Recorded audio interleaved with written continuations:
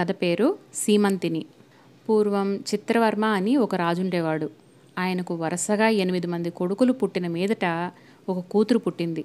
ఆమెకు సీమంతిని అని పేరు పెట్టుకొని చిత్రవర్మ అతి గారాబంగా పెంచుతూ వచ్చాడు. ఒకప్పుడు జ్యోతిష్కులు సీమంతిని జాతకం చూసి ఈమెకు వైధవ్యం కలుగుతుందని చిత్రవర్మకు చెప్పారు. చిత్రవర్మ ఈ సంగతి తెలిసి ఎంతో దిగులుపడి ఈ మాట సీమంతినికి తెలియకుండా దాచి ఆమెకు వివాహం చేసే ఆలోచన చేశాడు. అయితే రహస్యం దాగలేదు. తనకు వైధవ్యం కలగనున్నదని తెలిసి సీమంతిని సోమవార వ్రతాలు చేస్తూ శివుణ్ణి ఆరాధించసాగింది. కొంతకాలమయ్యాక సీమంతిని చంద్రాంగదుడు అనే నిషధ దేశపు రాజకుమారుడికిచ్చి పెళ్లి చేశారు.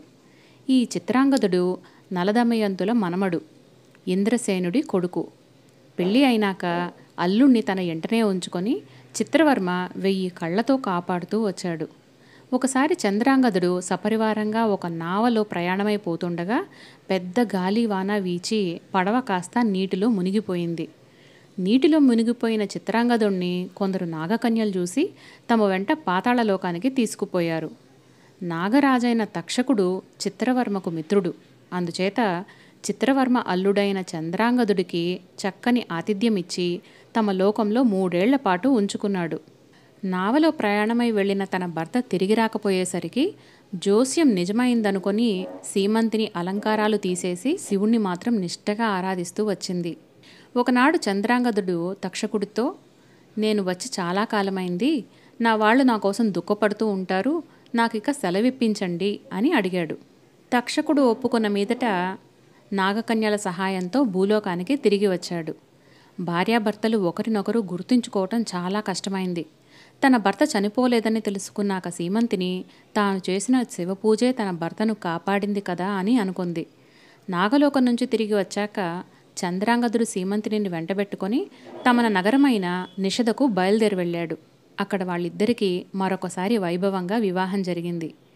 ఇప్పుడు సీమంతిని తన భర్తను తిరిగి పొందిన సంతోషంలో సోమవార వ్రతం చేసినప్పుడల్లా దంపతులకు దానాలుగా కానుకలిస్తూ రాసాగింది. ఎందరో దంపతులు వచ్చి తమ చేత లేదనిపించుకోకుండా కానుకలు పుచ్చుకుపోతున్నారు. ఇలా ఉండగా విదర్భ దేశంలో 2 బ్రాహ్మణ కుమారులు ఉండేవారు.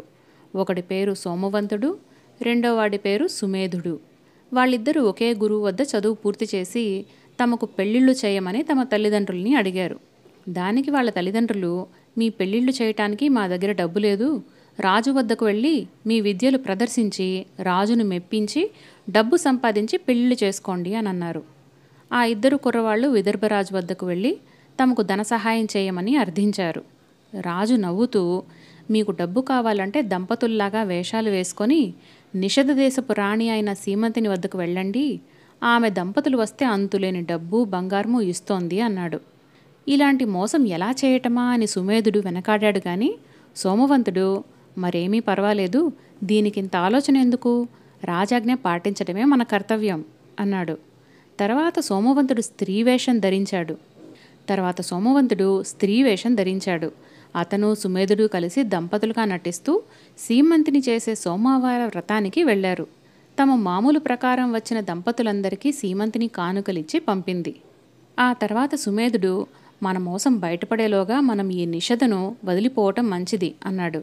కానీ సోమవంతుడు తన ఆడవేషం తీసివేయటం అసంభవమైంది. ఎందుకంటే వాడు కాస్త ఆడదిగా మారిపోయి సోమవతి అయిపోయాడు. పైహెచ్చు ఈ సోమవతికి సుమేధుడిపైన ఎక్కడలేని ప్రేమ పుట్టుకొచ్చింది. చేసేది లేక వాళ్ళిద్దరూ అలాగే విదర్భ దేశం చేరి తమ తమ ఇళ్లకు వెళ్ళారు. సోమవంతుడిగా వెళ్ళిన తన ఏకైక పుత్రుడు సోమవతిగా ఇంటికి తిరిగి రావడం చూసి సోమవంతుడి తండ్రి సారస్వతుడు విషయమంతా తెలుసుకున్నాడు. కుర్రవాళ్లకు ఇలాంటి దిక్కుమాలిన సలహా ఇచ్చిన విదర్భరాజే ఇందుకు బాధ్యుడనుకొని ఆ బ్రాహ్మణుడు రాజు దగ్గరికి వెళ్ళి, నీ మూలంగా నా కొడుకు కాస్త ఆడదైపోయాడు అని జరిగిందంతా చెప్పాడు. విదర్భరాజుకు ఆశ్చర్యము విచారము కూడా కలిగాయి. ఆయన పార్వతీ పరమేశ్వరులను ధ్యానించగా పార్వతీదేవి ప్రత్యక్షమై, రాజా ఏం కావాలి అని అడిగింది. తల్లి, సోమవతి తిరిగి సోమవంతుడయ్యేలాగా అనుగ్రహించు అన్నాడు విదర్భరాజు.